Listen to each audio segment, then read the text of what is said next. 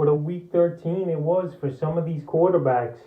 So here's a few quarterbacks you could add on waivers here heading into week 14 and the playoff weeks now coming up. The first guy's Jalen Hurts of the Philadelphia Eagles. We saw Carson Wentz finally get pulled in this game versus the Green Bay Packers, and it was more of the same from Wentz, taking sacks, not getting rid of the ball, and just not moving the ball downfield at all for this team. So Hurts came in relief for him. He threw for 109 yards, a passing touchdown, and eight though when he added 5 rush attempts for 29 yards. So Hurts here last year in college football, he came up second in the Heisman Trophy race. This guy, he's a talented guy. He can make plays, and I think he's a good pickup, is Hurts. He can make some plays, like I said. He'll get you the extra points with his feet, is Hurts, and he's got a decent schedule coming up now the next few weeks. New Orleans next week, I think he can make a few plays there, and I think the time's now where the Eagles got to start him. We've seen enough of Wentz. He hasn't done much, and let's be honest, I know they're paying him all this money, but this doesn't mean nothing in my opinion. Hurts, he should get a chance here. They drafted him in the second round for a reason, and Wentz, we know he don't last the whole season anyway. So Jalen Hurts would be the first guy I would get here at quarterback. The second guy's a familiar guy that's been on this list 4 or 5 times now over the last few weeks, and that's Philip Rivers of the Indianapolis Colts. Rivers with another good ball game here in week 13 with 285 yards, 2 touchdowns in this one versus the Houston Texans. And Rivers, he's been getting 20 plus fantasy points now the last 6 weeks. He had a good game.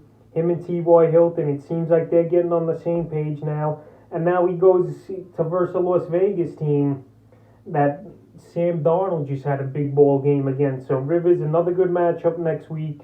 Another indoor game for him. And the last 3 out of 4 games, 2 out of 3 games he has coming up now will be indoors for Rivers. So Rivers, he's a guy you could use for multiple weeks. And like I said now, 6 weeks in a row of 20 fantasy points plus for Rivers. So I like the matchup next week. I like what he's doing, and he's a guy available in 60% of fantasy leagues. Third quarterback I like here is Drew Brees of the New Orleans Saints. There's reports coming out that Brees, he might actually be back here in week 14, Adam Schefter reported. And we'll see if he is. Brees, he got dropped in a few leagues. He's available in 45% of leagues. Brees, he was having a pretty decent fantasy season this year. Obviously, this offense is totally different without him, but Taysom Hill and the Saints are 3-0 now since Hill got inserted for the injured Brees. Next week, they're at Philly, a team that you could throw on. You can make plays. We see it each and every week, teams going up and down the field. Rodgers again threw for a huge ball game versus him. So if Brees does come back in week 14 and he's available in your leagues, he's a guy I would put in my lineup. I wouldn't be that confident about it, but if you don't have better options, he's not a bad play, especially in a good matchup versus Philly. The next guy's Derek Carr of the Las Vegas Raiders. I know he would have a good game this week versus the piss-poor Jet defense, and what a way to end that ball game on a Hail Mary for 46 yards to end it. The Jets had no safeties over the top. They brought an all-out blitz, and Carr took advantage to win the game, and he had a huge fantasy game with 37 fantasy points, 381 yards, 3 touchdowns, and an into and a rushing touchdown as well for Carr. Carr, this was the dream matchup, like I said. Next week, tough matchup versus Indy, who gives up the 4th most fantasy points to quarterbacks. So Carr, he's a guy I'm not crazy about because last week we saw him have .60 and this week 37, so he's inconsistent.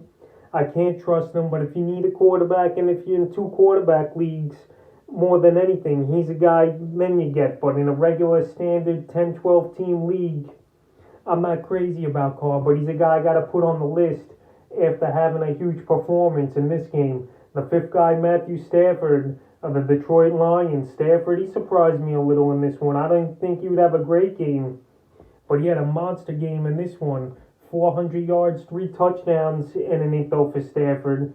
A lot of trailing in this game, but the Lions pulled it out with a nice come-from-behind victory for Stafford and the Lions. We know he's going to throw a lot of pass attempts, a lot of yards, and he'll get you 2 or 3 touchdowns. What an into or two a week is Stafford, and in this tough matchup, he delivered. And now he's got Green Bay in Week 14, another game. He's going to throw a lot. In Stafford, he got dropped in a bunch of leagues. He's available in 45% of leagues, so he's a guy I definitely would try to get, and he's solid, I think, the rest of the season. And the sixth and final guy, Baker Mayfield of the Cleveland Browns. He's another guy, I think it was just one of those games for Baker, because he struggled all season, and he hasn't really been a fantasy option. And he's available in 62% of leagues. He had a huge game, though. 334 passing yards, 4 touchdowns. He even caught a ball for 6 yards, and he lost a fumble. So he had a huge game. 37 fantasy points for him as well as Baker. But I just think he took advantage of Tennessee that gave up the 5th most fantasy points to quarterbacks. And next week it's going to get tougher for Baker Mayfield versus Baltimore, and then Week 15 at the Giants. So he's a guy you keep an eye on, but this is why he's down here, 6th in my priority list to get at quarterback. So that's a few quarterbacks you should look to add here on the waiver wire heading into Week 14.